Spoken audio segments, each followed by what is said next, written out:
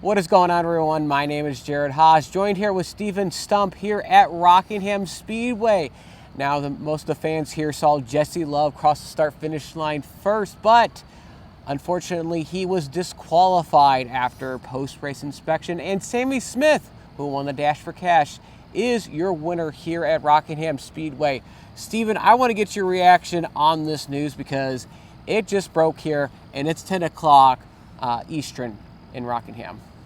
It's almost 11 now, actually, but from when we were in the garage, we actually had just finished recording this video for the first time, and then we went back, and then that's when the news broke. But we kind of knew something was up because it was 2.5 hours after the race, and the 2 car was still there. There were still a bunch of NASCAR officials in the garage. Some of the crew members were still there. In fact, actually, I think the car is still there right now. So it definitely seemed. So it definitely looked like something was up, and unfortunately for the 2 team, it ended up being DQ'd, which is unfortunate because they had a great race. Jesse Love had the fastest lap of the race. He was the fastest car on track more than anyone else. He had the best average running position, and he was like one of the best cars in making passes. But unfortunately, that's all wiped away. He was going to be second in points, but I think he'll be dropped to about 5th or 6th in points, losing the 44 points that he acquired today. Now, one thing to note, Justin Bonsignor is also DNQ'd. He will actually finish 38th, and Jesse Love will finish in 37th. Now, I want to at least focus on what's happened with other people on the racetrack besides what news just broke. Also, too, this is an appealable penalty, so we will see if this disqualification stands or it could get possibly overturned. But also want to add real quick that the DQ is for the involving the rear suspension of the car. Okay.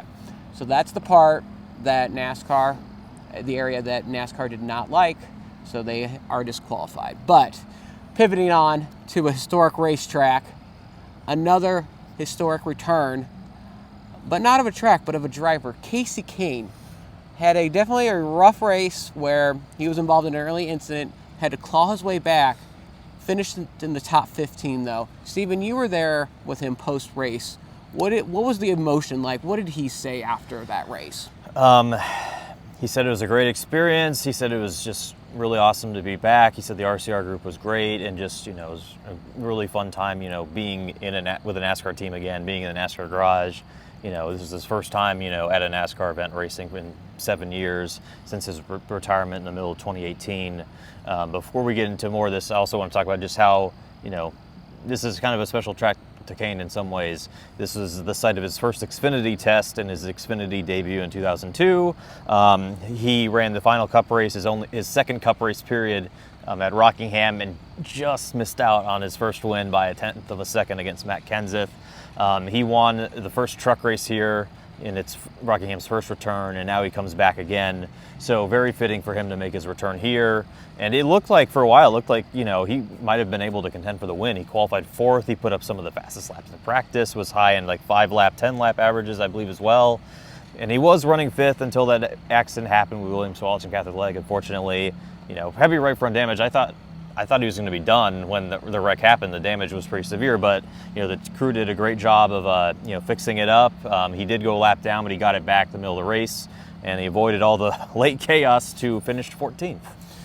Yeah, definitely a dominant car coming into the weekend, but the most dominant car in today's race was actually Ryan Sieg, who led a career high of 77 laps. His previous best and most laps led in a race was the first Homestead race in 2020 with 27 laps. So he excelled that over the roof, 50 laps more than his previous best. And Ryan Sieg, I talked to him post-race, and they obviously had some battles of a loose tire, had to pit for that, lost a lap, gained it back in order to get the track position back.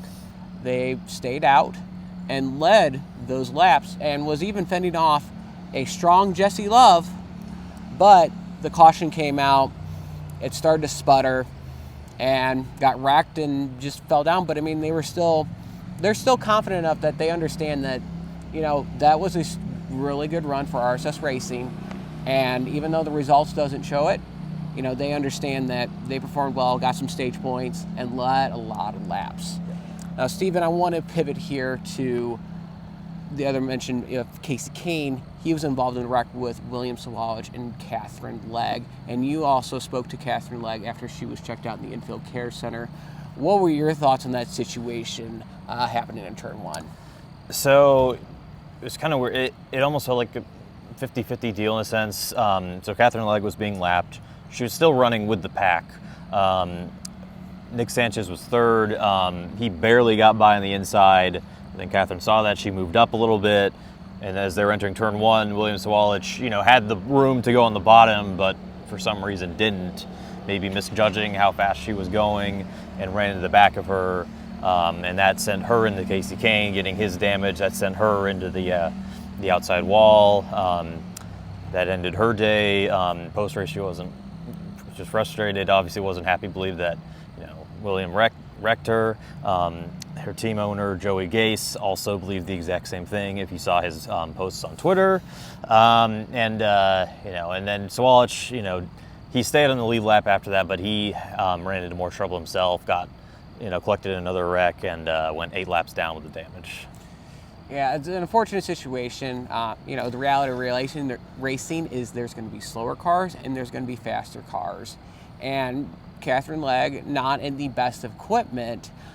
Nick Sanchez got by Catherine Legg, and William Sawalich, there was a lane to go down there to pass Catherine Legg. Sure, Catherine could have gave a little bit more room. There's always that such of a case, but William Sawalich should kind of understand there was a lot more real estate underneath as well to try to avoid that as much as he could. But like I said, it wasn't like the Phoenix incident where it was just Catherine Legg just losing it and Daniel Suarez was involved. It was more of William Sawalich didn't get down low far enough. But here at Rockingham, pretty eventful weekend. There's been talks, are we going to be returning back here for the Cup Series? Are we going to be, even with the Xfinity Series?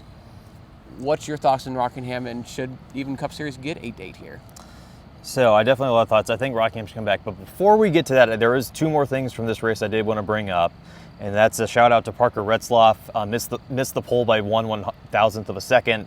Had a flat tire in the middle of the race, ran top 10 all day, and he finished third. And after Jesse Loves DQ, he finished second. I believe that's a career best result for him. Alpha Prime got a double top 5 with Brennan Poole in 4th. And Sammy Smith was also stayed here after Love's DQ. He had heard that there was maybe some issues, so he stuck around. We got to interview him after that. You should see that video on our YouTube channel. He also won the Dash for Cash, and it ended up being a pretty easy Dash for Cash for him because with 8 to go, there was a restart, and all 3 of his other competitors for it got taken out. So, but to get to your original question, I think Rockingham deserves a Cup date, but not yet. And the reason why is because Rockingham recently got repaved. It was, it's I think 2 years ago now. As the case with most tracks that get repaved, can be one groove, bottom dominant. You can make passes, you can make passes for the lead, but it definitely took a much faster car, or it took air from lap cars, or it's and so like Jesse Love, Lane Riggs, they made a lot of passes for the lead, but it took a while. It wasn't easy. It took them maybe 10, 15 laps of working over another car. And basically what I'm saying here is that with the next-gen cars' difficulties with passing, if we were to run a Rockingham race here, it would not be good at the moment.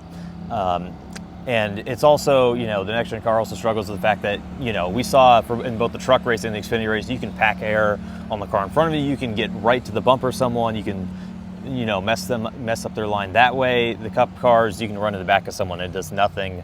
So it's not going to be, a Cup race wouldn't be good here yet. But the pavement's going to age. It's the North Carolina sun, the hot summers. And I think in a couple years, I think, the track's going to have maybe 2 groups, maybe 3 groups. It's going to be great racing, and I think that is the time to bring back the Cup Series.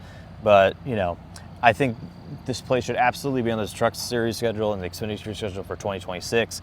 Full crowd today. It was action-packed. It was electric, And for its first NASCAR weekend in 12 years and its first Xfinity race in 21 years, I think it very much lived up to the billing.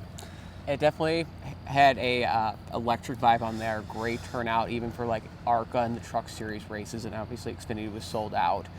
The biggest thing, there's going to be a couple things. Share the sentiment of the Cup Series. We saw the Xfinity Series, which a lot more you can do arrowy to pass a car and try to get someone out of the way to get past, but you had people struggling, like Jesse Love trying to get past Ryan Sieg.